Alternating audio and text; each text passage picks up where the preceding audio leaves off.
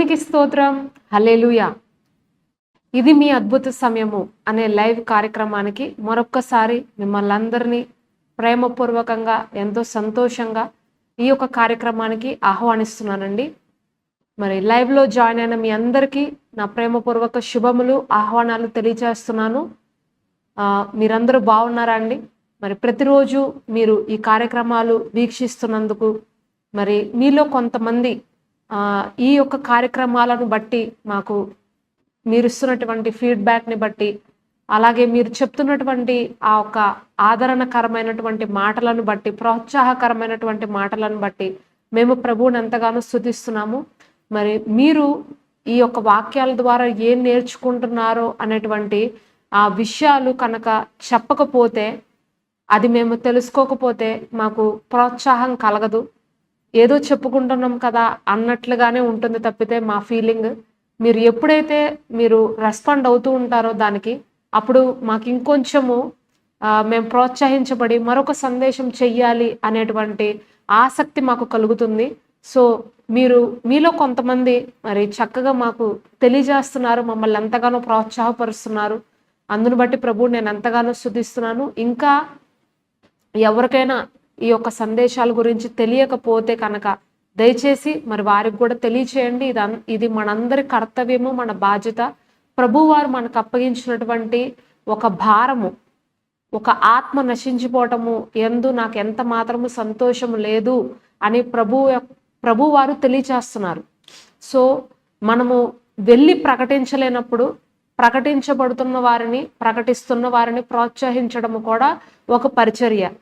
So మీరు వెళ్ళి ప్రకటించలేనప్పుడు ఇలాంటి వాక్యాలను మరొకరికి చెప్పడము ద్వారా లేదా మరొకరికి షేర్ చేయటం ద్వారా వారు ఆశీర్వదించబడతారు, దీవించబడతారు. మరి మీరు చేసినటువంటి ఆ చిన్న భక్తి ద్వారా, ఆ చిన్న కార్యం ద్వారా మరొక ఆత్మ రక్షింపబడి నరకము నుంచి తప్పించబడుతుంది. హల్లెలూయా. సో ఇతరులకు షేర్ చేయడము, లైక్ చేయడము అనేది అస్సలు మర్చిపోకండి. ఇది ఎంతో మరి శ్రేష్టమైనటువంటి కార్యము. హల్లెలూయా.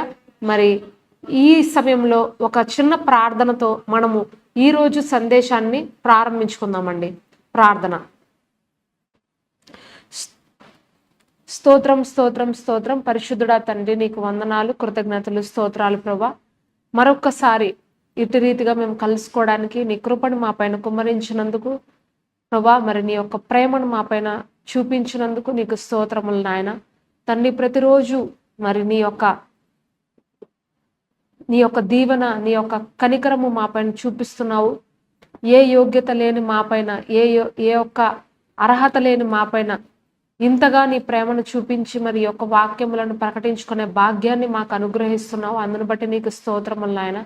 మరి ఎప్పటిలాగానే మరి ఈ రోజు కూడా ఒక చక్కటి సందేశంతో నువ్వు ఇక్కడ నన్ను కూర్చోపెట్టి ఉన్నావు తండ్రి. మరి ఈ సందేశం వింటున్న వారి హృదయాలలో దేవా, మరి ఆ ఒక్క వాక్యాన్ని నీరు కట్టి ఫలింప చేయండి. అది నూరంతల ఫలాలు తీసుకొచ్చే విధంగా నీవే కృప చూపించండి.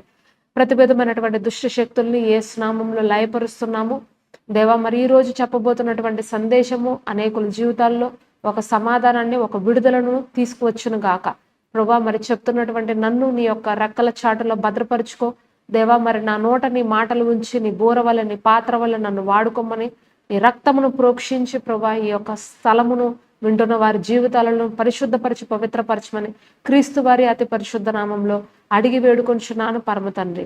Amen, amen. వందనాలండి. మరి ఈ సమయంలో మనము ఒక టాపిక్ డిస్కస్ చేసుకోబోతున్నాము. మీరు టైటిల్ చూసారు కదా, దేవుడి చిత్తము గురించి ఈరోజు మన యొక్క సందేశము. దేవుడి చిత్తాన్ని తెలుసుకోవడానికి ఒక 6 మార్గాలు, ఒక 6 పద్ధతులు మీతో చెప్పాలి అని నేను ఆశపడుతున్నాను. మరి చాలా మంది చిన్న వాళ్ళ దగ్గర నుండి పెద్దల వరకు కూడా ప్రతి ఒక్కరూ అడిగేటువంటి ప్రశ్న ఏదైనా ఉంది అంటే, దేవుడి చిత్తము ఎలా తెలుసుకోవాలి? అవునా అండి? చిన్నవారి దగ్గర నుండి పెద్దవారి వరకు ఒకటే ప్రశ్న. ఇది ఒక $100 క్వశ్చన్ అనే చెప్పాలి, ఒక ధననిధి అనే చెప్పాలన్నమాట. ఇలాంటి ప్రశ్నలు నేను విశ్వాసిగా ఉన్నప్పటి నుండి కూడా వింటున్నానండి. ఇప్పటి వరకు వింటూనే ఉన్నాను. ప్రతి ఒక్కరూ కూడా ఇదే అడుగుతారు. అయితే మనుష్యులు తీసుకున్నటువంటి తప్పుడు నిర్ణయాల వల్ల, తప్పైన నిర్ణయాల వల్ల వారి జీవితంలో తప్పుడు ఫలితాలు వస్తుంటాయి. ఒక వ్యక్తి జీవితం అంతా కూడా నిర్ణయాలతో ముడిపడి ఉంటుంది. ఆ ఒక వ్యక్తి జీవితం ఎలాగుంటుందంటే వంకర మార్గాలతో, ఎత్తు పల్లాలతో, అనేకమైనటువంటి హైవే జంక్షన్స్తో నింపబడి ఉంటుందంట. ఒక భక్తుడు రాశారు, ఒక వ్యక్తి జీవితము ఇలాగుంటుందంట. మనము ఆ దేవుడి చిత్తాన్ని తెలుసుకోవాలి అని అనుకున్నప్పుడు ఇవన్నీ దాటుకుంటూ మనము వెళ్ళినప్పుడే ఆ చిత్తాన్ని మనము తెలుసుకోగలుగుతాం. అంత ఈజీగా దేవుడి చిత్తము తెలియదు ఎవరికి కూడా. ఇవన్నీ మనము దాటాలి. ఎత్తు పల్లాలు, వంకర మార్గాలు, మరి లోతులు, పల్లాలు, జంక్షన్స్, సర్కిల్స్ అన్నీ ఉంటాయి. ప్రతిదీ మనము దాటుకుంటూ వెళ్తున్నప్పుడు మనము దేవుడి చిత్తాన్ని మన జీవితంలో మనము అనునయించుకుంటాం. హల్లెలూయా, మనము తెలుసుకుంటాం. అయితే దేవుడి చిత్తము అంటే ఏంటి? ప్రతి ఒక్కరూ అడుగుతారు, నేను ఈ వ్యక్తిని వివాహం చేసుకోవాలనుకుంటున్నాను, దేవుడి చిత్తం ఏంటి? నేను ఈ ఉద్యోగం చేయాలనుకుంటున్నాను, దేవుడి చిత్తం ఏంటి? నేను ఈ వ్యాపారం పెట్టాలనుకుంటున్నాను, దేవుడి చిత్తం ఏంటి? నేను ఈ ఊర్లో సేవ చేయాలనుకుంటున్నాను, దేవుడి చిత్తం ఏంటి? నేను ఈ యొక్క భూమి కొనాలనుకుంటున్నాను, దేవుడి చిత్తం ఏంటి? ఇలా ప్రతి దానికి ఒక నిర్ణయము తీసుకునే ముందు, ఆలోచించుకునే ముందు అందరు అడిగేటువంటి ప్రశ్న ఇదేనండి, దేవుడి చిత్తం ఏంటి? మరొక ప్రశ్న ఏంటంటే దాన్ని ఎలా తెలుసుకోవాలి? అసలు ఎలా తెలుసుకోవాలి? హల్లెలూయా, దాన్ని ఏ విధంగా తెలుసుకోవచ్చు? దావీదు భక్తుడు రాస్తున్నాడు, నేను నీకు ఉపదేశం చేసేదను, నేను నీకు ఆలోచన చెప్పేదను, నువ్వు గుర్రం వలెనైనను గాడిద వలెనైనను ఉండవద్దు. నేను నీకు ఉపదేశం చేసి నేను నీకు బోధిస్తాను అని దేవుని వాక్యం సెలవిస్తుంది. ఆయన చిత్తం ఏంటో ఆయనే మనకు బోధిస్తారు. ఆయన యొక్క మార్గములు ఏంటో ఆయనే మనకు బయలుపరుస్తారు. గుర్రం వలె అంటే గుర్రము ఎంత వేగంగా పరిగెడుతుందో అంత వేగంగా మన జీవితంలో మనము పరిగెట్టకూడదు దేవుడి చిత్తం తెలుసుకోవాలని. గాడిద వలె అంటే గాడిదలాగా ఎక్కడ పడితే అక్కడ ఆగిపోకూడదు, ఆ అలసత్వం చూపించకూడదు, నిర్లక్ష్యం చూపించకూడదు. గుర్రం వలెనైనను గాడిద వలెనైనను నువ్వు ఉండవద్దు. అవి నీ దగ్గరికి తేపడినట్లు వాటిని వారితో కళ్ళెముతో దాన్ని నీ దగ్గరికి నువ్వు తీసుకొస్తావు. వాటి వల్ల నువ్వు ఉండొద్దు. నేను చెప్పినట్లుగా నువ్వు నడువు, నేను నీకు బోధించినట్లుగా, నేను నీకు కనబరిచినట్లుగా నువ్వు ముందుకు సాగు అని కీర్తనల గ్రంథం 32వ అధ్యాయంలో రాయబడి ఉంటది. హల్లెలూయా. దేవుడు ప్రతి ఒక్కరికి ఆయన యొక్క చిత్తాన్ని అనేది ఏర్పాటు చేసి ఉన్నారండి. అయితే దానిని తెలుసుకునే విధానంలో చాలా మంది చేస్తున్నటువంటి పొరపాట్ల వల్ల, కొన్ని కంగారు వల్ల, కొన్ని తొందరపాటు నిర్ణయాల వల్ల, త్వరగా ఏదో చేసేయాలి అనేటువంటి ఆ తొందరపాటు వల్ల కొంతమంది మిస్టేక్స్ చేస్తారు. అయితే ప్రతి దానికి ఒక పద్ధతి ఉంది, అవునండి? ఏది చేయాలన్నా ఒక పద్ధతి ఉంది. ఆ పద్ధతి ప్రకారము మనము వెళ్ళినప్పుడు, ఒక దైవిక విధానంలో మనము వెళ్ళినప్పుడు దేవుడి చిత్తాన్ని మనము స్పష్టంగా మనము ఎరగవచ్చు. హల్లెలూయా. అయితే మరి ఈరోజు దేవుడి చిత్తాన్ని తెలుసుకోవడానికి ఒక 6 మార్గాలు, ఒక 6 పద్ధతులు నేను మీతో డిస్కస్ చేయాలి అని ఆశపడుతున్నానండి. ఒక 6 పద్ధతులు మీతో డిస్కస్ చేయాలనుకుంటున్నాను. మీలో నిజంగా నేను దేవుడి చిత్తం తెలుసుకోవాలని ఉందండి, నాకు తెలియట్లేదు, ఏం చేయాలో నాకు అర్థం కావట్లేదు అని అనుకుంటే కనుక దయచేసి ఇప్పుడు నేను చెప్తున్నటువంటి ఈ పాయింట్స్ అన్నీ కూడా మీరు నోట్ చేసుకోండి. చక్కగా ఒక బుక్ ఉంటే కనుక ఒక బుక్లో రాసుకోండి. రాసుకుంటే మీకు అన్నీ కూడా స్టెప్ బై స్టెప్ ఇప్పుడు నేను చెప్పే పాయింట్స్ అన్నీ రాసుకున్నట్లయితే ఈ యొక్క కార్యక్రమం అయిపోయిన తర్వాత, ప్రోగ్రామ్ అయిపోయిన తర్వాత మీరు రివైజ్ చేసుకోండి. ఆ ప్రకారమే మీ యొక్క ప్రేయర్ లైఫ్, మీ యొక్క దేవుడితో నడిచే విధానము, మీ సహవాసంలో చిన్న చిన్న మార్పులు చేర్పులు చేసుకోవడం వల్ల మీరు కూడా ఆ దైవ చిత్తాన్ని ఎరుగుటకు ఒక అవకాశము, ఒక అనుకూలత అనేది ఏర్పడుతుందని నా ఆశ. అయితే మొట్టమొదటి మార్గం ఏంటంటే మన సొంత చిత్తాన్ని, అంటే మీ స్వంత చిత్తాన్ని విడిచిపెట్టి మీ సొంత చిత్తాన్ని సిలువ వేసి దేవుని కొరకు మీరు సమర్పించుకోవాలి. దేవుడి చిత్తాన్ని చేయుటకు ఇష్టలుగా ఉండాలి. హల్లెలూయా. మీ సొంత చిత్తాన్ని సిలువ వేయాలి. ఇక్కడ మత్తయి సువార్త 12వ అధ్యాయము 49-50 వచనాలు. తన శిష్యుల వైపు చేయి చాపి, ఇదిగో నా తల్లియు నా సహోదరులు, పరలోకమందున్న నా తండ్రి చిత్తము చప్పున చేయువాడే నా సహోదరుడు, నా సహోదరియు, నా తల్లియు అనెను. ఎవరండి ఆయన తల్లి, సహోదరులు, సహోదరీలు ఎవరు అని ప్రభువైన యేసుక్రీస్తు వారు తెలియజేస్తున్నారంటే, ఎవరైతే పరలోకమందున్నటువంటి నా తండ్రి చిత్తము చేయుదురో, ఎవరైతే నా తండ్రి చిత్తము చేస్తారో వారే నా తల్లియు, నా సహోదరుడు, నా సహోదరియు అని దేవుని వాక్యము మనకు ఈరోజు స్పష్టంగా తెలియజేస్తుంది. చూడండి, కొంతమంది వారి యొక్క సొంత చిత్తాలపైన, వారి యొక్క సొంత ఇష్టములపైన ఎంతో పట్టుదల కలిగి ఉంటారు. అవునా అండి? కొంతమంది వారు ఏదైతే అనుకుంటారో అదే దేవుడు చెయ్యాలి అని ఆశ కలిగి ఉంటారు.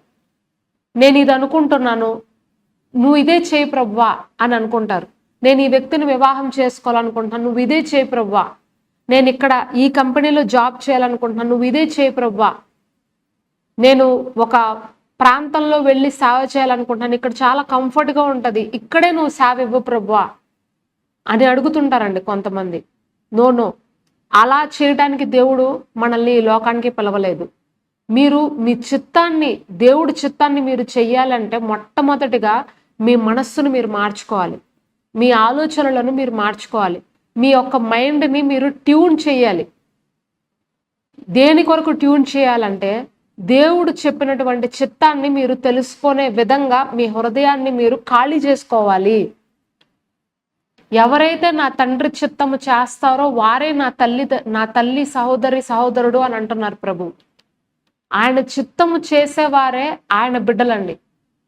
ఆయన చిత్తం కాకుండా మన ఇష్టాలు చేసుకోవాలని అనుకున్నప్పుడు మనము ఆయన యొక్క బిడ్డలముగా మారలేము. ప్రభు అయిన యేసుక్రీస్తు వారే స్వయాన సిలువకు వెళ్లే ముందు ఒక మాట అన్నారు, అయ్యా నా చిత్తము కాదు నీ చిత్తమే జరుగునుగాక. నీ చిత్తమైతే ఈ గిన్నె నా నుండి దొర్లించు, కానీ నా చిత్తము కాదు నీ చిత్తమే నువ్వు జరిగించు అని ప్రభు అయిన యేసుక్రీస్తు వారు సిలువకు వెళ్లే ముందు ఆ సిలువను కూడా మోయుటకు ఆయన తండ్రి చిత్తాన్ని ఆయన పట్టుకోవడానికి ఇష్టపడ్డారు. హల్లెలూయా.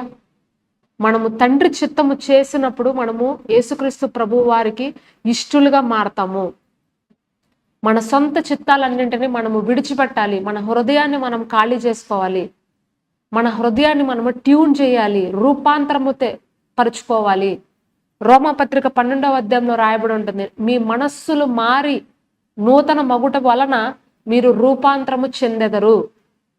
దేవుని చిత్తం ఉత్తమము, అనుకూలము, సంపూర్ణము. ఈ లోక మర్యాద రీతిగా మనము నడుచుకోకూడదు. లోక పద్ధతుల అనుసారంగా మనము నడుచుకోకూడదు. లోక పద్ధతుల పరంగా మనం నడుచుకున్నట్లయితే మనము దేవుని చిత్తాన్ని చేయలేము అని అపోస్తులుడైనటువంటి పౌలు చెప్తున్నాడు. చూడండి, కొంతమంది ఎవరో వివాహం చేసుకున్నారు, త్వరగా వారికి వివాహం అయిపోయిందని చెప్పి మీరు కూడా వివాహం చేసుకోవాలని త్వరపడిపోతుంటారు. లోక పద్ధతి ప్రకారం వెళ్ళిపోవాలనుకుంటారు. వారికి 25 ఏళ్లకే వివాహం అయిపోయింది, వీళ్ళకి 26 ఏళ్లకే వివాహం అయిపోయింది, నాకు ఇంకా అవ్వలేదే అని చెప్పి త్వరపడిపోతుంటారు. దేవుడి సమయానికన్నా ముందే వెళ్ళిపోతుంటారు. అది దేవుడి చిత్తం కాదండి. వయసుతో మనము లేకపోతే ఇతరులతో మనము పోటీ వేసుకోవడం వల్ల దేవుడి చిత్తాన్ని మన జీవితంలో మనము నెరవేర్చుకోలేము. దేవుడు ఏది మనలో ఎక్కువగా చూస్తారు, ఇష్టపడతారు అని అంటే, లోకాన్ని కాకుండా, లోక విధానములను కాకుండా దేవుని ముఖమును చూస్తూ దేవుని యొక్క పద్ధతిలో ముందుకు నడిచే వారిని దేవుడు ఇష్టపడతారు. హల్లెలూయా. అటువంటి వారినే ఆయన ఈ లోకంలో దృష్టించుచున్నారు. నా మాట విని వణుకుచున్న వారినే నేను దృష్టించుచున్నాను అని దేవుని వాక్యం సెలవిస్తుంది. ఎవరైతే విరిగి నలిగిన హృదయముతో ఆయన మాట విని వణుకుదురో అటువంటి వారినే నేను చూస్తున్నాను, అటువంటి వారినే నేను ఇష్టపడుతున్నాను అని దేవుని వాక్యం సెలవిస్తుంది. ఆయన మాట విని మనము భయభక్తులతో ప్రభువా నేను నీ చిత్తం చేయుటకు నేను సిద్ధంగా ఉన్నానయ్యా అని మనము చెప్పినప్పుడు ప్రభువారు ఆయన చిత్తాన్ని చెప్పడానికి ఆయన ఆసక్తి కలిగి ఉంటారు. ఒక తల్లి చెప్తుంది ఏమంటే, నేను ఏం చెప్పినా వీడు ఎట్లాగో చేయడు, అందుకే నేను వీడికి ఏమి చెప్పట్లేదు అని ఒక తల్లి చెప్తుంది. నేను ఏం చెప్పినా వీడేం చేయడు, అందుకే నేను వీడికి నా చిత్తం చెప్పట్లేదు, నా ఇష్టాన్ని చెప్పట్లా, నా పనులు ఏమి చెప్పట్లా అని ఆ తల్లి చెప్తుంది. చూడండి, మన ఇంట్లో మన పిల్లలు, 2 పిల్లలు ఉంటారు, ఒకే తల్లి కడుపున పుట్టిన పిల్లలు. ఒకళ్ళు ఒక మెంటాలిటీతో ఉంటారు, ఇంకొకళ్ళు ఇంకొక మెంటాలిటీతో ఉంటారు. ఒక పిల్లాడు ఏం చెప్పినా చేస్తాడు, ఇంకో పిల్లోడు మీరు ఎన్నైనా చెప్పండి, ఎంతైనా కొట్టండి, ఎంతైనా తిట్టండి, ఏమైనా అనండి, వాడిష్టమే వాడు చేస్తాడు తప్పితే మీ ఇష్టం అసలు చేయటానికి ఆసక్తి చూపియడు. ఎందుకంటే వాడికి వాడి యొక్క ఆలోచనలు, వాడి యొక్క పద్ధతుల్లో నడవటం అంటేనే ఇష్టం. మీ ఇష్టాలు చేయాలని వాడికి ఇంట్రెస్ట్ లేదు, వాడికి ఆసక్తి లేదు. ఎందుకంటే వాడి ఆలోచనలను వాడు అంతగా ప్రేమిస్తున్నాడు. మీ ఆలోచనలను, మీ ఇష్టాలను మీరు ప్రేమిస్తున్నప్పుడు, మీరు ఎక్కువగా వాటిపైన గురి కలిగి ఉన్నప్పుడు దేవుని ఇష్టాన్ని మీరు ప్రేమించలేరు, దేవుడి చిత్తాన్ని మీరు ప్రేమించలేరు. అందుకనే ఇక్కడ ప్రభువారు చెప్తున్నారు, నా తండ్రి చిత్తము చేసిన వారే నా తల్లి, నా సహోదరి, నా సహోదరుడు. మీరు ఆయన చిత్తం చెయ్యాలనంటే లోకరీతిగా నడుచుకోవటం వల్ల మీరు ఆయన చిత్తాన్ని చేయలేరు. మీ మనస్సులు మార్చుకొని మీరు రూపాంతరం పొందుతున్నప్పుడు మీరు అనుకోవాలి హృదయంలో, దేవుడు నాకు ఏం చెప్పినా సరే నేను వింటాను, నాకు ఏ ఒక్క మాట ఆయన సెలవిచ్చినా సరే నేను దాన్ని స్వీకరించడానికి నేను సిద్ధంగా ఉన్నాను అని మీరు మైండ్లో క్లియర్గా సెట్ చేసుకోవాలండి, ట్యూన్ చేసేసుకోవాలి. ఇంకా అటువంటి వారికి దేవుడు ఖచ్చితంగా ఆయన చిత్తాన్ని తెలియజేస్తాడు. నో డౌట్, ఇంకా దాంట్లో సందేహించవలసినటువంటి అవసరమే లేదు. హల్లెలూయా. మీరు దేవుడి చిత్తాన్ని తెలుసుకోవాలనుకుంటున్నారా? అయితే మొట్టమొదటిగా మీ సొంత ఇష్టాలన్నీ పక్కన పెట్టండి, మీ హృదయాన్ని మీరు ఖాళీ చేసుకోండి. అప్పుడు ప్రభువారు మీతో తప్పకుండా మాట్లాడతారు, ఆయన చిత్తాన్ని మీకు బయలుపరుస్తారు. ఇక రెండవదిగా వాక్యము ఎక్కువగా చదవాలి. ఏంటండి, ఏం చేయాలండి? వాక్యాన్ని మనము ధ్యానించాలి. వాక్యము మనము చదువుతూ ఉన్నప్పుడు, మనకు దేవుడి చిత్తం ఏంటో తెలుసుకోవడానికి మనకు అర్థమవుతుందండి. దేవుడి చిత్తం చాలా మంది తెలుసుకోవాలి అని అనుకుంటారు, కానీ వాక్యాన్ని ఎక్కువగా చదవరు. బైబిల్ తీరు, అసలు బైబిల్ అనేది వాళ్ళు తీరు. బైబిల్ తీయకుండా, వాక్యం చదవకుండా దేవుడు మాట అంటే మీకు ఎట్లా తెలుస్తుంది చెప్పండి? మేము సేవకి వచ్చేటప్పుడు మరి మొట్టమొదట ఒక దైవజనులు మాతో మాట్లాడారు. ఒక దైవజనుడు నీవు సేవకి వెళ్తావు అని మాకు చెప్పారు. చెప్పినప్పుడు మేము గుడ్డిగా ఆయన చెప్పారు కదా అని మేము నమ్మలేదండి. ఒక ఆయన వచ్చి సడన్గా వచ్చి మీరు సేవకి వెళ్తారు, మీరు సంపూర్ణ సేవలోకి వెళ్తారు అని మాకు ఒక ప్రవచనం చెప్పినప్పుడు మేము గుడ్డిగా ఆయన చెప్పారు కదా అని మేము నమ్మలా. మేము ఆ మాటకి ఒబే అయ్యాము, మేము విధేయులం అయ్యాము, ఆ మాటను మేము గౌరవించాము. కానీ ప్రభువును ఒక సూచన అడిగాం, ప్రభువా ఆ మాట నిజమే అయితే కనుక మాకు ఒక రుజువు చూపించే వాక్యంలో నుండి అని మేము అడిగాం. అడిగినప్పుడు కొద్ది రోజులకి, దగ్గర ఒక 1-2 నెలలకు అనుకుంటండి, ఆయన ఆమోసు గ్రంథము 3వ అధ్యాయము ద్వారా మాతో మాట్లాడారు. నా ప్రవక్తలైన వారికి నేను బయలుపరచకుండా ఏది నేను చెప్పను, ఏది నేను మాట్లాడను. సింహము గర్జిస్తే నీకు వినపడదా? అదే రీతిగా నేను బయలుపరచకుండా నా ప్రవక్తలు ఏది కూడా మీకు చెప్పరు అని అన్నారు. అప్పుడు మాకు ఒక నిర్ధారణ వచ్చింది. ఏదైనా సరే, ఏ ఒక్క ప్రవచనం కావచ్చు, ఒక దర్శనం కావచ్చు, ఒక కళ కావచ్చు, దేనికైనా ఆధారము వాక్యం అండి. వాక్యము ఆధారం లేకుండా, వాక్యం యొక్క ఆ బ్యాలెన్స్ లేకుండా అది దేవుడి చిత్తము అని మనము ఎప్పుడు కూడా డిసైడ్ అవ్వలేము, దాన్ని నిర్ధారించుకోలేము. వాక్యపు నిర్ధారణ అనేది చాలా చాలా ప్రాముఖ్యమైనటువంటి విషయము దేవుని చిత్తం తెలుసుకోవడంలో. సో వాక్యము చదవాలి. ఎందుకు అంటే మరొక విషయం కొరకు కూడా మనము వాక్యాన్ని చదవాలి. దేనికోసం వాక్యం చదవాలంటే, బైబిల్లో ఎవరైనా నాలాంటి సిచ్యువేషన్లో ఉన్నారా, నాలాంటి పరిస్థితుల్లో ఎవరైనా నడుస్తున్నారా, నాలాంటి పరిస్థితి వచ్చినప్పుడు వాళ్ళు ఎలాంటి నిర్ణయాలు తీసుకున్నారు, అలాంటి క్లిష్టమైన సమయాల్లో వాళ్ళు ఏం చేశారు, దేవుని దగ్గరికి వెళ్ళి అడిగినప్పుడు వాళ్ళకి ఎలాంటి జవాబు వచ్చింది, ఇట్లాంటి వివరణలు అన్నీ కూడా మనకు పరిశుద్ధ గ్రంథంలో క్లియర్గా రాయబడి ఉంటుందండి. మీరు బైబిల్ గ్రంథము బాగా చదువుతున్నప్పుడు ఒక్కొక్క విషయము మీరు క్షుణ్ణంగా అధ్యయనం చేయవచ్చు. ఇప్పుడు మీరు పాత నిబంధనలోకి వెళ్ళారనుకోండి, చాలా మంది మరి దావీదు కానీ, సౌలు కానీ, తర్వాత హిజ్కియా రాజు కానీ, న్యాయాధిపతుల గ్రంథంలో అనేక మంది న్యాయాధిపతులు ఉన్నారు, ప్రవక్తలు ఉన్నారు. మరి మోషే గారు కానీ, అబ్రహాం కానీ, ఎవరినైనా మీరు చూసుకోండి, వీళ్ళందరూ కూడా దేవుడు యొక్క మాటను తెలుసుకోవడానికి వారు కొన్ని పరీక్షలు ఎదుర్కొనవలసి వచ్చింది. కొన్ని పద్ధతులు వాళ్ళు పాటించాల్సి వచ్చింది. వారు చేసినటువంటి ప్రార్థనలు, వారు ప్రవర్తనలతో నడుచుకున్నటువంటి విధానాలు, ఒక క్లిష్టమైన పరిస్థితి వచ్చినప్పుడు వాళ్ళు దేవుడి వద్ద నుండి వచ్చినటువంటి ఆ మాట కొరకు ఎదురు చూసే సమయాలు, ఇవన్నీ కూడా మనము బైబిల్ గ్రంథం చదవటం వల్ల మనకు అర్థమవుతుందండి. సో వాక్యము అనేది మనకు ఒక పిల్లర్ లాంటిది, ఒక ఫౌండేషన్ లాంటిది. ఒక ఇల్లు నిలబడాలంటే ఆ ఫౌండేషన్ మీద నిలబడుతుంది. ఆ ఫౌండేషన్, ఆ పునాది కనుక గట్టిగా లేదనుకోండి, ఏదో ఒక రోజు ఇల్లు పడిపోయే అవకాశం ఉంటుంది. అవునా?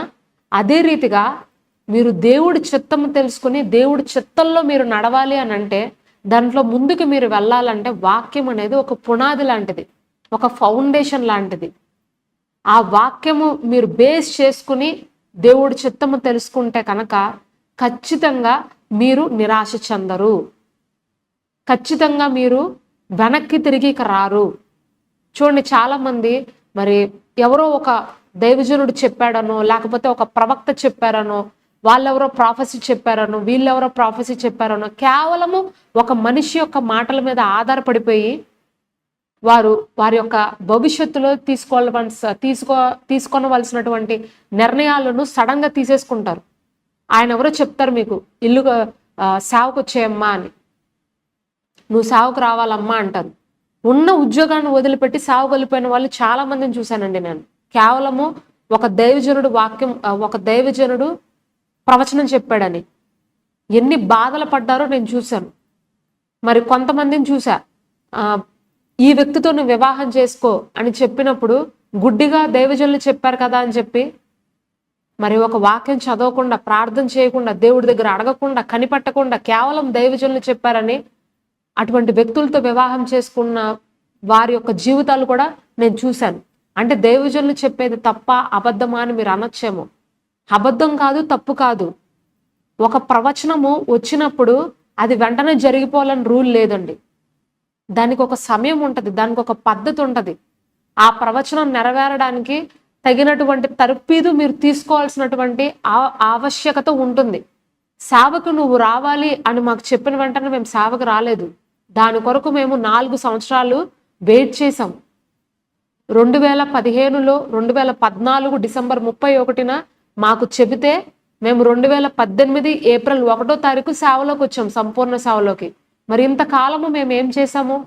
పార్ట్ టైంగా ఉండి మందిరంలో మేము సేవ నేర్చుకున్నాము, విధానాలు తెలుసుకున్నాము, వాక్యాన్ని చదువుకున్నాము, మానసికంగా దాని కొరకు సిద్ధపడ్డాము. సేవకి వెళ్తే ఎలాగుంటుంది, ఫైనాన్షియల్గా ప్రాబ్లమ్స్ వస్తే ఎలా నిలబడాలి అనేటువంటి ఆ అవగాహన మేము పెంచుకున్నాము. ఇతర సేవకులను చూసి నేర్చుకున్నాము. ఇట్లాంటివన్నీ మనకు ఒక తర్ఫీదు అనేది అవసరం. దైవజనులు మీకు చెప్తారు, మీకు వివాహం అవుతుంది, ఒక దైవ సేవకుడితో మీకు వివాహం అవుతుంది, లేకపోతే మీరు ఈ యొక్క సేవకి మీరు వెళ్ళిపోతారు అని మీకు చెప్తారు. చెప్పిన వెంటనే ఉద్యోగం మానేసి వెళ్ళిపోవడం కాదండి దాని అర్థం. మీరు ఆగాలి, వెయిట్ చేయాలి, వాక్యాన్ని తీసుకోవాలి, దాని కొరకు మీరు శ్రమ పడాలి, కష్టపడాలి, తర్ఫీదు పొందాలి. కొంతకాలము మీరు మానసికంగా దాని కొరకు సిద్ధపడాలి. అప్పుడు సేవకి వెళ్ళడానికి మీకు దేవుడే ఒక మార్గాన్ని తెరుస్తాడు, మిమ్మల్ని పుష్ చేస్తాడు. ఇంకా మీరు ఉండమన్నా ఉండలేరు. ఇంకా అక్కడ ఆ ప్రాంతాల్లో మీరే వెళ్ళిపోతారు. మీకు ఆ అర్జెన్సీ అనేది మీ అంతటా మీకే తెలిసిపోద్దండి. హృదయంలో ఆ మంట, ఆ ప్రేరేపణ, ఆ ఆసక్తి అనేది మిమ్మల్ని మండిస్తూ ఉంటుంది, లోపల మిమ్మల్ని తోస్తూ ఉంటుంది. అప్పుడు నిజమైన దేవుడి చిత్తము మీ జీవితంలో నెరవేరుతుంది అని అర్థం. సో వాక్యము మీద మనము కనుక ఆధారపడితే, వాక్యం మీద కనుక మనము బేస్ అయితే మనము తప్పు చేయము, మనము నిరాశ చెందము, మనము వెనక్కి రాము. ఎందుకు నేను ఈ నిర్ణయం తీసుకున్నానా అనేటువంటి ఆ రిగ్రెట్ అనేది మనకు రాదు. హల్లెలూయా. సో అందుకని వాక్యము అనేది దైవ చిత్తంలో ఒక ప్రాముఖ్యమైనటువంటి భాగము. వాక్యము బాగా చదవాలి, వాక్యము వినాలి. వినుట వల్ల విశ్వాసం కలుగుతుంది, వినుట క్రీస్తు మాట వల్ల కలుగుతుంది. అవి ఇవి వినొద్దండి, ఏది పడితే అవి వినొద్దు. దేవుడు మాటలు వినండి, దేవుడు వాక్యాన్ని వినండి. అప్పుడు మీరు దైవ చిత్తాన్ని తెలుసుకోవచ్చు. హల్లెలూయా. మరి ఇంకొక పద్ధతి ఏంటంటే, పరిస్థితుల ద్వారా కూడా దేవుడు తన చిత్తాన్ని మీకు బయలుపరుస్తాడు. పరిస్థితుల ద్వారా కూడా దేవుడి చిత్తాన్ని మీరు తెలుసుకోవచ్చు. కొన్నిసార్లు మనకి వాక్యం ద్వారా ఒక్కొక్కసారి దేవుడి మాట అర్థం కాకపోవచ్చు, ఎంత ప్రార్థన చేసినా మీకు అర్థం కాకపోవచ్చు, ఏ దైవజనుడు మీకు ఏ ప్రాఫెసీ చెప్పకపోవచ్చు, మరి ఏ విధంగా మీకు తెలియకపోవచ్చు. కానీ కొన్ని పరిస్థితులు ఆటోమేటిక్గా మీ లైఫ్లో వస్తుంటాయి. కొన్ని సందర్భాలు మీ జీవితంలో వస్తుంటాయి.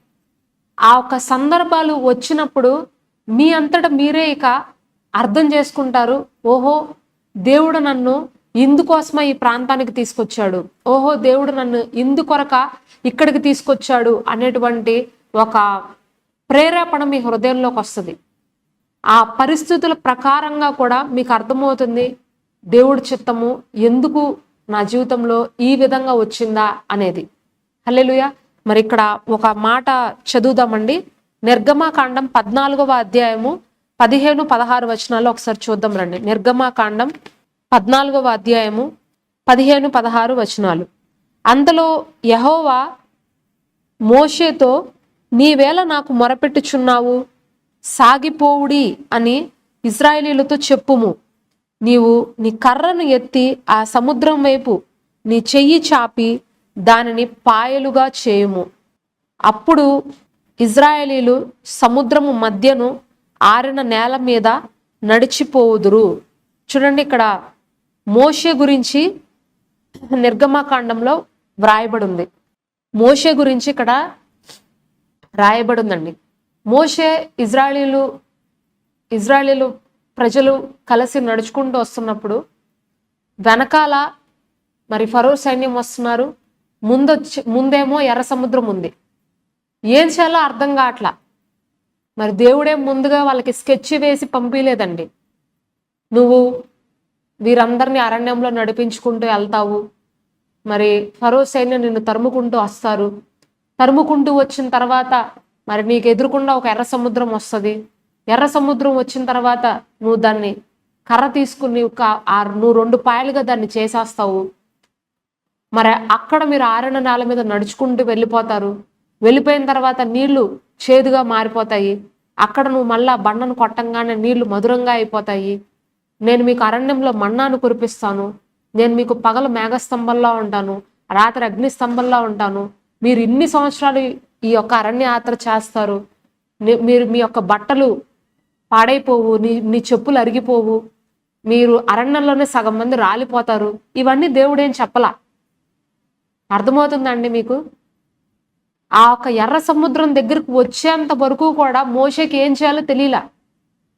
మన జీవితాల్లో కూడా అంతే. కొన్ని పరిస్థితులు ఎట్లాగొస్తాయంటే అసలు ఆ ఒక పరిస్థితి ఆఖరి అంతము వరకు వచ్చేసేంత వరకు కూడా మనకు అర్థం కాదు. అసలు మనం ఎందుకు అక్కడ ఉంటున్నామో కూడా, దేని కొరకు మనము ఆ ఒక సిచ్యువేషన్లో మనము నిలుచున్నామో కూడా చాలా సార్లు మనకు తెలియదు. అర్థమే కాదు ఎందుకు ఆ సిచ్యువేషన్ మన లైఫ్లో జరుగుతుంది అనేది. నేను మీకు చెప్పేది అర్థమవుతుందని నేను అనుకుంటున్నానండి. కొన్ని పరిస్థితులు మనకు అర్థం కావు. కొన్ని ప్రాంతాలలో దేవుడు మనల్ని ఎందుకు పంపిస్తాడో కూడా మనకు అర్థం కాదు. మీరు ఇప్పుడు అమీకార్ మైకేల్ స్టోరీ మీలో ఎంతమంది విన్నారో నాకు తెలియదు. ఆమె ఒక మాట అంటది, అమీకార్ మైకేల్ ఇండియాకి ఆమె ఒక మిషనరీగా వచ్చింది. అయితే మరి ఆమె ఉన్నటువంటి ఆ ఇంగ్లాండ్ దేశంలో వారి యొక్క కళ్ళు నీలి రంగులో ఉంటాయంట, కానీ ఈమె కనుగుడ్లు మాత్రం నల్లగా ఉన్నాయంట. చిన్నప్పటి నుండి అనుకునేదంట, నేను నా దేశస్తుల యొక్క కంటి రంగులో ఉండకుండా నా కళ్ళేంటి ఇలా డిఫరెంట్గా ఉన్నాయి అని అనుకుందంట. నేను ఎందుకు ఇలా పుట్టాను, నా కళ్ళు ఎందుకు ఇలా పుట్టినాయి, నా కళ్ళు ఎందుకు ఇలా ఉన్నాయి అని చెప్పి అనుకుందంట. కానీ వన్స్ ఎప్పుడైతే ఇండియాకి వచ్చి ఇండియాలో ఉన్న వారి యొక్క కళ్ళు చూసిన తర్వాత తనకు అప్పుడు అర్థమైందంట, ఓహో నా కళ్ళు ఇలా ఉన్నది ఎందుకు అంటే, నేను ఎందుకు ఇలా పుట్టానంటే నేను ఇండియన్స్కి సేవ చేయడానికి ఇండియా తరహాలో దేవుడు నన్ను తల్లి గర్భంలో ఉన్నప్పుడే నన్ను రూపించాడనమాట.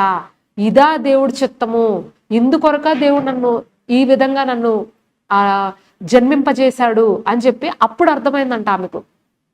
ఆ పరిస్థితి, ఆ ఒక సంఘటన, ఆ సందర్భము మనకు దైవ చిత్తాన్ని తెలియజేస్తుందండి. కొన్నిసార్లు అది మరింతగా మనల్ని రూఢీపరుస్తుంది, మరింతగా మనల్ని ఆ ఒక్క పరిస్థితికి వెళ్ళడానికి, దైవ చిత్తాన్ని స్పష్టంగా ఎరగడానికి ఒక మార్గాన్ని వేస్తుంది. నా పూర్తి పేరు మణిదీపిక అండి. దీపిక అని నేను ఇక్కడ ఉంటుంది, కానీ నా పూర్తి పేరు మణిదీపిక. నాకు యాక్చువల్గా నా పేరంటే నాకు పెద్దగా ఇష్టం ఉండేది కాదు. నా చిన్నప్పటి నుండి అందరికీ దీపిక దీపిక అనే చెప్పుకునేదాన్ని.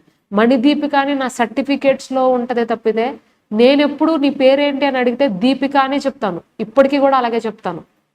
కానీ ఇక్కడికి వచ్చిన తర్వాత, పంజాబ్ వచ్చిన తర్వాత నేను షాక్ అయ్యానండి. ఏంటో తెలుసా, ఇక్కడ చాలా మంది పేర్లు మన్దీప్, మన్ప్రీత్, మన్దీప్ కౌర్, మన్ప్రీత్ కౌర్, మన్దీప్ సింగ్, అందరి పేర్లు ఇవే ఉంటాయి. ఆల్మోస్ట్ మగవాళ్ళ పేర్లు, ఆడవాళ్ళ పేర్లు. నా పేరు మణిదీపిక, మన తెలుగులో కాబట్టి మణిదీపిక అని పెట్టారు. ఇక్కడ హిందీ వాళ్ళు మన్దీప్, మన్ప్రీత్, మన్దీప్ కౌర్ ఇలా పెట్టుకుంటారనమాట. అప్పుడు నాకు అర్థమైంది, దేవుడు మరి పేరు పెట్టే దగ్గర నుండే ఆయన యొక్క ప్రణాళికను నా పైన పెట్టాడు. మన పేర్ల దగ్గర నుండి, మన యొక్క స్థితిగతుల దగ్గర నుండి మనము ఎక్కడికి వెళ్ళాలి, ఎక్కడ ఉండాలి, ఏం చెయ్యాలి అనేటువంటివి నిర్దేశిస్తాయండి. అంత గొప్ప చిత్తము, అంత గొప్ప పిలుపు దేవుని పిలుపు. హల్లెలూయా. అది తెలుసుకున్న వారు, ఆ ఒక్క పరిస్థితిని ఎరిగిన వారు స్పష్టమైన దేవుని చిత్తాన్ని ఎరుగుతారు. నేను ఇక్కడికి వచ్చిన తర్వాత నాకు అర్థమైంది, కరెక్ట్, దేవుడు నా పేరు ఇందుకోసం పెట్టాడు, దీని కొరకు ఈ పేరు నాకు పెట్టాడు అని అనుకున్నాను. నేను ఇక్కడికి ఇలాంటి వారి మధ్యలోకి సేవ చేయడానికి కొరకు నన్ను అప్పుడే నిర్మించాడు, ఆ సమయం కొరకే నన్ను ఏర్పాటు చేసి ఉంచాడు అని నాకు అప్పుడు అర్థమైంది. సో ఇక్కడ మోషేకు కూడా సేమ్ సిచ్యువేషన్ అండి. ఎర్ర సముద్రం దగ్గరికి వెళ్ళే వరకు ఆయనకు అర్థం కాల. ఎర్ర సముద్రం దగ్గరికి వెళ్ళాక ఏం చెయ్యాలయ్యా, నేనేం చేయాలయ్యా, ఇప్పుడు నేనేం చెయ్యాలి ప్రభువా అని మొరపెట్టుకుంటున్నాడంట. మొరపెట్టుకుంటుంటే ప్రభు వారు అంటున్నారు, మోషే నువ్వు నాకెందుకు మొరపెట్టుకుంటున్నావు, నువ్వు సాగిపో, నువ్వు వెళ్ళిపో ఇక్కడ నుండి.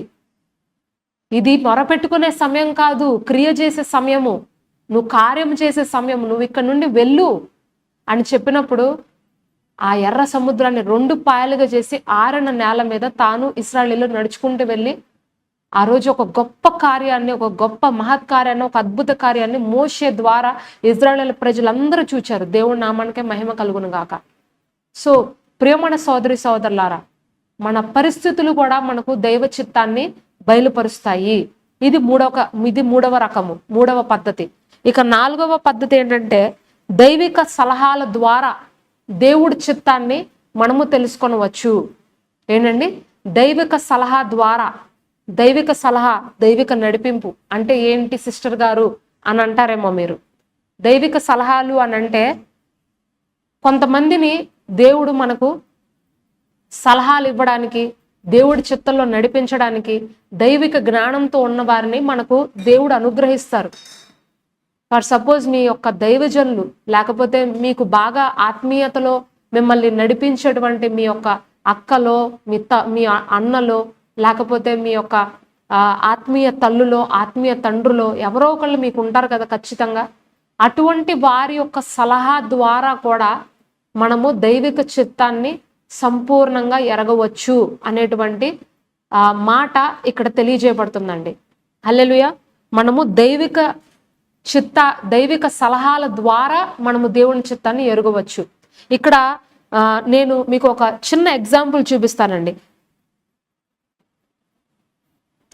నయమాను గురించి మీరు విని ఉంటారు కదా. నయమాను ఈయన 2వ రాజుల గ్రంథంలో ఈయన గురించి రాయబడి ఉంటుంది. ఈ నయమాను అనేటువంటి వ్యక్తి సిరియా రాజ్యంలో ఉండేటువంటి వాడు.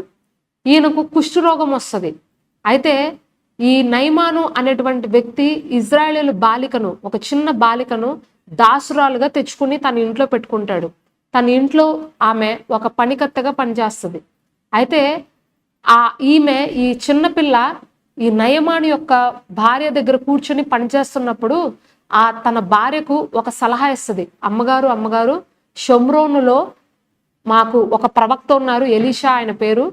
ఆ ప్రవక్త దగ్గరికి కనుక మన అయ్యగారిని పంపిస్తే ఆయన ఆ ప్రవక్త గారు మన అయ్యగారిని స్వస్థపరుస్తారు, బాగు చేస్తారు, నాకు నమ్మకం ఉంది, దయచేసి ఆయన వద్దకు పంపించండి అని చెప్పినప్పుడు, మరి ఒక దాసురాలు అయినప్పటికీ కూడా ఆమె చెబుతున్నటువంటి సలహాను, ఆమె చెబుతున్నటువంటి ఆ ఒక్క నడిపింపును నయమాను తన భార్య ఆచరిస్తారండి. దాన్ని ఫాలో అవుతారు.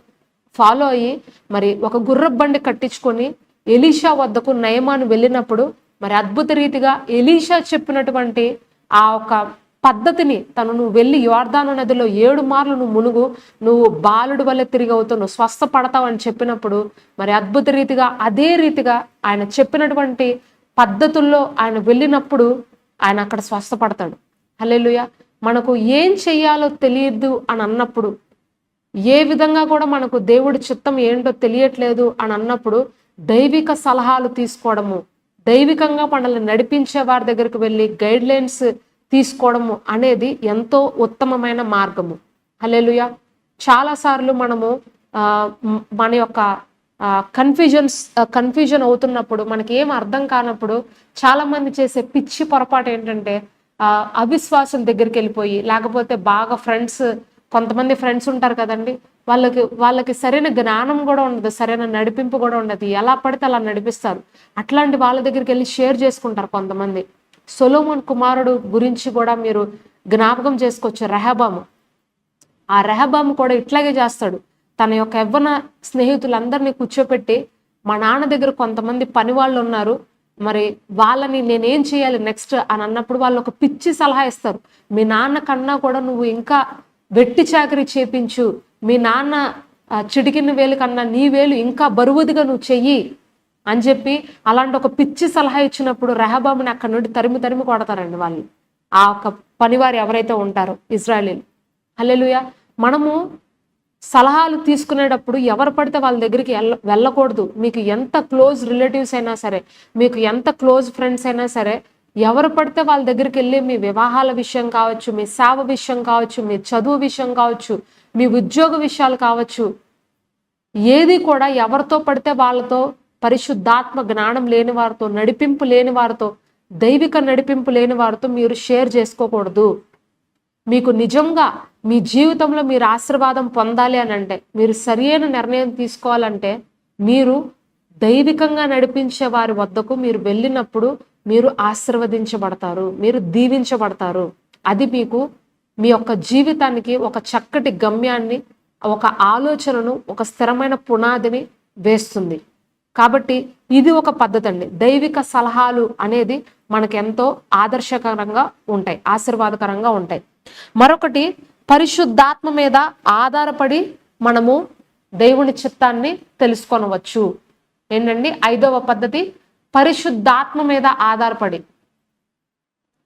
కొన్నిసార్లు నాకు అనిపిస్తుందండి ఒక్కొక్కసారి, నేను మ్యాక్సిమం ఎవరి దగ్గరికి నేను కానీ నా భర్త కానీ వెళ్ళం. మేము ఎవరిని కూడా మరి మాకు ఇదేంటి చెప్పండి, అదేంటి చెప్పండి అని మేము ఎవరిని అడగము. ప్రార్థన చేయమని అడుగుతాం అంతే. మ్యాక్సిమం మేము 99% పరిశుద్ధాత్మ దేవుడిపైనే ఆధారపడతాం. పరిశుద్ధాత్మ దేవుడు ఏది చెబితే అదే మేము ఫాలో అవుతాం. వాక్యాన్ని బేస్ చేసుకుంటాము, దేవుని యొక్క స్వరాన్ని తెలుసుకుంటాము, ముందుకి సాగిపోతాం. అదే మా విధానం. కొన్నిసార్లు మనకు మనుషులు చెప్పేది, లేకపోతే వాళ్ళు చెప్పేది, వీళ్ళు చెప్పేది సాటిస్ఫైడ్గా లేనప్పుడు పరిశుద్ధాత్మ యొక్క నడిపింపుల మీద ఆధారపడిపోవడము అనేది ఎంతో ఉత్తమమైన మార్గం అండి. మనము కనిపెట్టినప్పుడు, మనము ఎదురు చూసినప్పుడు పరిశుద్ధాత్మ దేవుడు మనకు బయలుపరుస్తాడు. ఏంటండి, మనకు బయలుపరుస్తాడు. ఏది ఉత్తమమైన మార్గమో మనకు బయలుపరుస్తాడు. ఇక్కడ యెషయా గ్రంథం 30వ అధ్యాయము 21వ వచనము రాయబడింది, చూద్దాం రండి. యెషయా గ్రంథం 30వ అధ్యాయము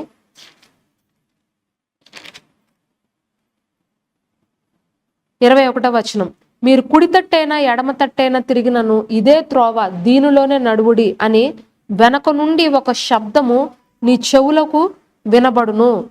ఏంటండి, మీరు కుడి తట్టైనా ఎడమ తట్టైనా తిరిగినప్పుడు ఇదే త్రోవ, దీనిలోనే నడవండి అని చెప్పే ఒక మెల్లనైన స్వరము మీకు వినబడును అని ఇక్కడ వాక్యం రాయబడిందండి. మనము పరిశుద్ధాత్మ దేవుని పైన ఆధారపడినప్పుడు, పరిశుద్ధాత్మ దేవుని యొక్క సలహా మనం కోరినప్పుడు, ఆయన యొక్క జ్ఞానంతో మనము నింపబడినప్పుడు పరిశుద్ధాత్మ దేవుడే మనకు బయలుపరుస్తారంట. నువ్వు ఎటు వెళ్ళాలి, ఎటు వెళ్ళకూడదు, ఏది సరైన త్రోవ, ఏది నీకు హాని కలిగించే త్రోవ, దేంట్లో నువ్వు ఉండాలి, దేంట్లో నువ్వు ఉండకూడదు అనేటువంటి ఒక మంచి సలహాను, ఒక గొప్ప నడిపింపును పరిశుద్ధాత్మ దేవుడే తన బిడ్డలకు తెలియచేస్తాడు అని వాక్యం రాయబడిందండి. ఒకసారి పేతురు మరి ఒక చర్మకారుని ఇంటిలో మేడగదిలో కూర్చొని, మేడ మీద కూర్చొని ప్రార్థించుచున్నప్పుడు ఒక దుప్పటి ఆయన వద్దకు దింపబడుతుంది. ఆయన దర్శనంలో ప్రార్థిస్తున్నప్పుడు అందులో రకరకాలైనటువంటి జంతువులు ఆయన ముందు పెట్టబడి ఉంటాయి. అప్పుడు పేతురు దేవునితో ఇలా అంటున్నాడు, పరిశుద్ధాత్మ దేవునితో, అయ్యా ఇవన్నీ అపవిత్రమైనవి, నేను ఎలా తినాలి అని చెప్పినప్పుడు, మరి ప్రభువారు వీటిని నువ్వు తిను, వీటిని నువ్వు తీసుకో అని చెప్పినప్పుడు అతను తినలేను అని చెప్తాడు. మరి కొంతసేపటికి అతనికి ఒక కబురు వస్తుంది, కొర్నేలి అనేటువంటి ఒక సైన్యాధిపతి దగ్గర నుంచి, శతాధిపతి దగ్గర నుంచి. అతని ఇంటి నుంచి నీకు కబురు వచ్చింది, నువ్వు ఇప్పుడు ఎమర్జెన్సీగా అక్కడికి వెళ్ళాలని చెప్పినప్పుడు, ఏంటా, ఎందుకు వచ్చింది ఆ కబురు అని అక్కడికి వెళ్ళినప్పుడు అక్కడ తనకు అర్థమవుతుంది ఏంటంటే, ఈ కొర్నేలి అనేటువంటి శతాధిపతి మరి దేవుణ్ణి తెలుసుకున్నాడు, పరిశుద్ధాత్మ దేవుని గురించినటువంటి ఆ ఒక జ్ఞానాన్ని పొందుకుని ఉన్నాడు. వారికి ఇప్పుడు సువార్త ఎంతగానో అవసరం. అతను ఒక అన్యుడు. సో ఆయన దేవుని గురించి తెలుసుకొని పరిశుద్ధాత్మ యొక్క అభిషేకాన్ని పొందుకొని వారందరూ మరి భాషలలో దేవుణ్ణి స్తుతించినప్పుడు అప్పుడు అర్థమవుతుంది ఏంటంటే, యేసుక్రీస్తు ప్రభువు అందరికీ ప్రభువు, ఆయన సమస్త జనులకు ప్రభువు. నేను కేవలం యూదులకి మాత్రమే కాదు, నేను అన్య జనులకు కూడా నేను సువార్తను ప్రకటించాలి, ఇదే దేవుడి చిత్తము నా జీవితంలో అని అనుకుంటాడండి. అప్పుడు పేతురు కేవలం యూదులకు, ఇశ్రాయేలులకు, అక్కడ ఉన్నటువంటి కొంతమంది హెబ్రీలకు మాత్రమే ఆయన వాక్యం చెప్పాలేమో అని అనుకున్నాడు. కానీ దేవుడు కొర్నేలి ద్వారా తన యొక్క దిశ నిర్దేశాన్ని మార్చాడు. పరిశుద్ధాత్మ దేవుడు, నువ్వు వెళ్తున్నటువంటి త్రోవ కరెక్ట్ కాదు, నువ్వు అన్ని చోట్లకి వెళ్ళాలి, అన్ని ప్రాంతాల్లో నువ్వు వాక్యాన్ని వెదజల్లాలి అని చెప్పినప్పుడు ఆయనకు అప్పుడు అర్థమైంది. హల్లెలూయా. సో పరిశుద్ధాత్మ దేవుడి పైన మనము ఆధారపడినప్పుడు ఆయన మనకు ఒక మెల్లనైన స్వరము ద్వారా మనల్ని గైడ్ చేస్తాడంట. మనము వెళ్ళే త్రోవలలో మనల్ని సరియైన త్రోవలలో ఆయన నడిపిస్తాడు. బట్ ఇది కొంచెము టైం టేకింగ్ ప్రాసెస్ అండి. ఇది వెంటనే మీకు తెలిసిపోయేటువంటి విషయం అయితే కాదు. కొంచెం మనము కనిపెట్టాలి, దేవుడి మీద ధ్యాస ఉంచాలి, దేవుడు ఏం చెప్తాడా అని ఎప్పుడు ఆసక్తిగా మన ఆత్మీయ చెవులను తెరచి వినుటకు సిద్ధంగా ఉండాలని. అప్పుడే దేవుడు మనతో మాట్లాడతాడు. వినుటకు చెవులు గలవాడు వినుగాక, ఆత్మీయ చెవులు గలవాడు వినుగాక అని ప్రభువైన యేసుక్రీస్తు వారు ఎప్పుడు చెప్తుంటారు. ఆత్మీయ చెవులు కనుక మనకు మూయబడి ఉంటే పరిశుద్ధాత్మ దేవుడు చెప్పేటువంటి మాటలు మనము వినలేము. హల్లెలూయా. సో పరిశుద్ధాత్మ దేవుడు మనతో మాట్లాడాలి అనంటే మన ఆత్మీయ చెవులు, మన హృదయము, మన కన్నులు తెరవబడి ఎప్పుడు మెలకువగా ఉండి ప్రార్థిస్తూ ఉన్నప్పుడు దేవుని యొక్క నడిపింపులు ఏంటో మన జీవితంలో మనము స్పష్టంగా ఎరుగవచ్చు. బట్ మీరు దాని కొరకు ప్రైస్ చెల్లించాలి, మీరు దాని కొరకు సమర్పణ చేయాలి, మీరు దాని కొరకు త్యాగం చేయాలి. అప్పుడే మీరు దేవుని యొక్క ఆ మర్మమైనటువంటి రహస్యాలను, ఆ గూఢమైనటువంటి సంగతులను, దేవుని స్పష్టమైన చిత్తమును మీ జీవితంలో మీరు సంపూర్ణంగా ఎరిగిన వారవుతారు. పరిశుద్ధాత్మ దేవుడు చెప్పేటువంటి మార్గాలు ఏదైనా సరే అవి మన జీవితానికి ఆశీర్వాదకరంగా ఉంటాయి. సో పరిశుద్ధాత్మ దేవుని యొక్క నడిపింపు అనేది ప్రతి ఒక్కరికి కావాలి. ఆయన అభిషేకము మనకు కావాలి, ఆయన జ్ఞానం మనకు కావాలి. అప్పుడే మనము దేవుని చిత్తమేంటో స్పష్టంగా ఎరిగిన వారం అవుతాం. మరి ఇంకా లాస్ట్ అండ్ ఫైనల్గా దేవుడు ఏం చెప్పినా చేస్తాను అనేటువంటి ఒక నిర్ణయాన్ని మీరు తీసుకోవాలి. ఏంటండి? దేవుడు చెప్పిన నిర్ణయం పైన మీరు నమ్మకం పెట్టుకోవాలి. ఇది లాస్ట్ అండ్ ఫైనల్ అండి. దేవుడు మీకు చెప్తాడు, బట్ సపోజ్ మీకు ఇప్పుడు చెప్పాడు, నువ్వు ఈ వ్యక్తిని వివాహం చేసుకో, నువ్వు ఈ ప్రాంతంకి వెళ్ళి నువ్వు సేవ చేయి, నువ్వు ఈ కంపెనీలో ఉద్యోగం చేయి, నువ్వు ఆ భూమిని కొను, నువ్వు అక్కడికి వెళ్ళి ఈ పొలం కొను, లేకపోతే నువ్వు ఈ సమయంలో ఈ పొలం అమ్మేయి, ఈ ఇల్లు అమ్మేయి, ఈ ఇల్లు అమ్మేసే అని చెప్పినప్పుడు మాట్లాడకుండా మీరు దాని మీద సైన్ చేస్తే, ఆ పేపర్స్ మీద మీరు సైన్ చేస్తే అప్పుడు మీరు దేవుని చిత్తానికి లోబడిన వారు అవుతారు. హల్లెలూయా. దేవుడు కొన్నిసార్లు కొన్ని కఠినమైన నిర్ణయాలు మన జీవితంలో తీసుకుంటాడండి. అది మన మంచికే, ఏది మన చెడుకు కాదు. కానీ అది మనము చెయ్యమనే దేవుడు మనతో చెప్పడు. మీరు ఇప్పుడు మీరు ఇప్పుడు మెంటల్గా ప్రిపేర్ అయిపోయారు, నేను ఏం చెప్పినా చేస్తాను ప్రభువా, నువ్వు ఏం చెప్పినా నేను చేస్తాను ప్రభువా అని అంటారు. ఒకసారి యేసు ప్రభు దగ్గరికి కూడా ఇలాగే ఒక వ్యక్తి వచ్చాడు, నేను నిన్ను వెంబడిస్తానయ్యా అని అన్నాడు. అంటే ప్రభు వారు ఏమంటారు, ముందెళ్ళి నీ ఆస్తిని అమ్మేసి బేదలకు ఇచ్చేసి నువ్వు రా అని అంటాడు. అతను ఏం చేస్తాడు చెప్పండి? ఆస్తి అమ్మ వచ్చాడా? రాలా. మాట్లాడకుండా వెనక్కి వెళ్ళిపోయాడు. అందుకనే ప్రభు వారు ఒక మాట అన్నారు, ఏంటంటే ఐశ్వర్యవంతుడు పరలోక రాజ్యంలోకి రావడము చాలా కష్టం. ఒంటె సూది బెజ్జల్లోగానే వెళ్ళిపోద్దేమో కానీ ఐశ్వర్యవంతుడు మాత్రం పరలోక రాజ్యంలోకి రాలేడు. ఈ లోకం పైన, లోక విషయాలపైన, లోక కార్యాలపైన ఆశ పెట్టుకునేవాడు, మమకారం పెట్టుకునేవాడు, ఆ ఒక ఆప్యాయతలు పెట్టుకునేవారు దేవుడి చిత్తాన్ని, దేవుని యొక్క కార్యాలను, దేవుని యొక్క పద్ధతులను ఫాలో అవ్వటానికి అస్సలు ఇష్టాన్ని చూపించరు. అవునండి, అస్సలు ఇష్టాన్ని చూపించరు, ఇష్టపడరు. ఆ ఒక వ్యక్తి, ఆ ధనవంతుడు వ్యసనపడి వెళ్ళిపోయాడంట అక్కడి నుండి. బాబోయ్ నేను చేయను, ఈ కార్యం నేను అస్సలు చేయను, ఏదైనా చెప్పండి నేను చేస్తా కానీ అది మాత్రం నేను చేయను అని అన్నాడు, వెళ్ళిపోయాడు అక్కడి నుండి. ఇంకా అతని అడ్రస్ కూడా లేదు మనకి. సో ఈరోజు ప్రభువారు చెప్తున్నారు, నేను ఇది చెప్తున్నాను నీకు ఇప్పుడు నేను ఈ మాట చెప్తున్నా, నువ్వు చేస్తావా అని ప్రభువారు అడుగుతున్నాను. నేను ఈ మాట చెప్తాను, నువ్వు ఈ ప్రాంతంకి వెళ్ళమని నేను చెప్తాను సేవకి, నువ్వు వెళ్తావా, రెడీనేనా అని ప్రభువారు మిమ్మల్ని అడుగుతున్నారు. ఎస్ లార్డ్ ఐఎమ్ రెడీ అని మీరు అన్నారనుకోండి, అప్పుడు ప్రభువారు మీరు వెళ్ళటానికి కావాల్సినటువంటి ప్రిపరేషన్స్ అన్ని మీ చేత చేపిస్తారు. లేదు ప్రభువా నేను ఇప్పుడు వెళ్ళను ప్రభువా, నేను రిటైర్ అయిపోయిన తర్వాత, నా పిల్లలకి పెళ్ళిళ్ళు చేసిన తర్వాత, నా బ్యాంకులో కొంచెం డబ్బులు పెట్టుకున్న తర్వాత అప్పుడు వెళ్తాను ప్రభువా అని అన్నారనుకోండి, ప్రభువారు కూడా సరే తర్వాత మాట్లాడతానని చెప్పి కొంతకాలం సైలెంట్ అయిపోతారు, మీతో ఇంకా మాట్లాడరు ఆయన. దేవుడు చెప్పిన ఏ నిర్ణయమైనా సరే మీరు చేయుటకు ఇష్టపడాలి. ఆ నిర్ణయం పైన మీరు కట్టుబడి ఉండాలి. ఆ నిర్ణయం పైన మీరు నమ్మకాన్ని పెట్టుకోవాలి. సంపూర్ణమైనటువంటి చిత్తాన్ని చేయటానికి మీరు నేను సంసిద్ధమే, నేను వెళ్ళుటకు సిద్ధమే, నేను చేయుటకు సిద్ధమే అని మీరు ఆ పట్టుదల కలిగినటువంటి మనస్సును మీరు కలిగి ఉండాలి. హల్లెలూయా.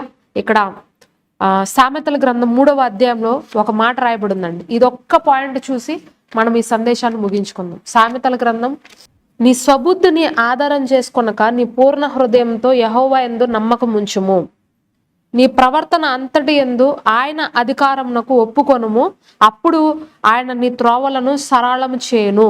ఏంటండి? నీ స్వబుద్ధిని ఆధారం చేసుకొనక నీ పూర్ణ హృదయముతో యెహోవా యందు నమ్మకం ఉంచు. దేవుడి మీద నువ్వు నమ్మకం పెట్టుకో. నీ స్వబుద్ధిని ఆధారం చేసుకోవద్దు. నీ ప్రవర్తన అంతటి యందు ఆయన అధికారమునకు ఒప్పుకో.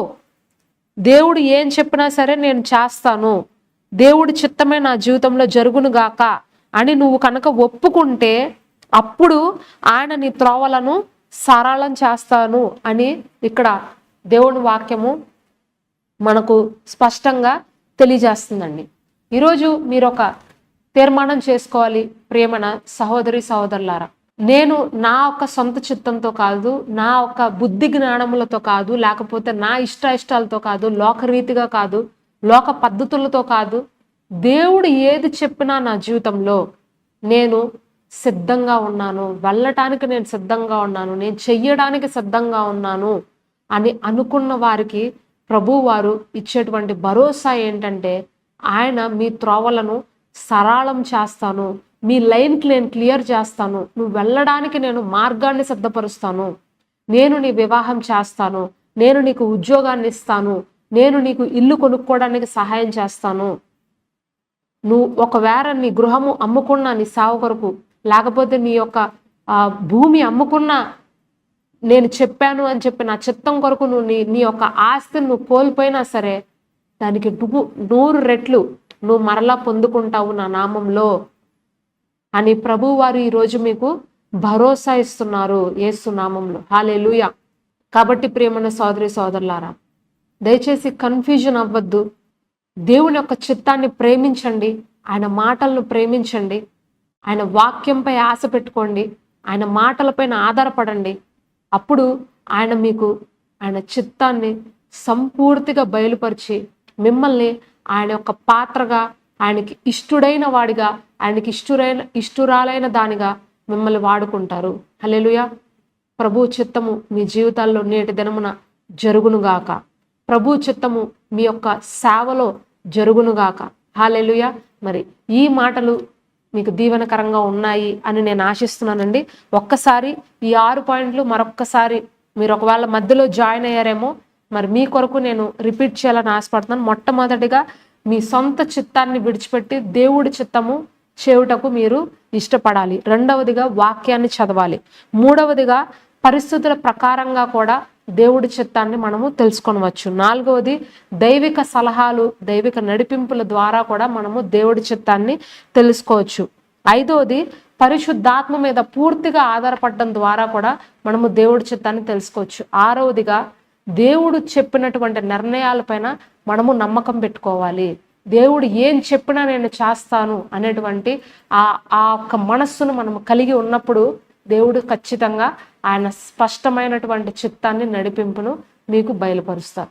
మరి ఈ 6 పద్ధతుల ద్వారా మీరు దేవుడి చిత్తాన్ని తెలుసుకోకపోతే లేదా ఇంకా కన్ఫ్యూజన్లో ఉంటే తప్పకుండా మీరు తెలుసుకోవాల్సిందిగా, ఆ ప్రకారంగా నడుచుకోవాల్సిందిగా నేను మిమ్మల్ని అందరినీ మనస్ఫూర్తిగా కోరుకుంటున్నాను. మీరు వాక్యానుసారంగా నడిచేవారైతే, దేవుని యొక్క పద్ధతులకు మీరు లోబడేవారైతే మీరు దేవుడి చిత్తంలో ఉన్నవారేనండి.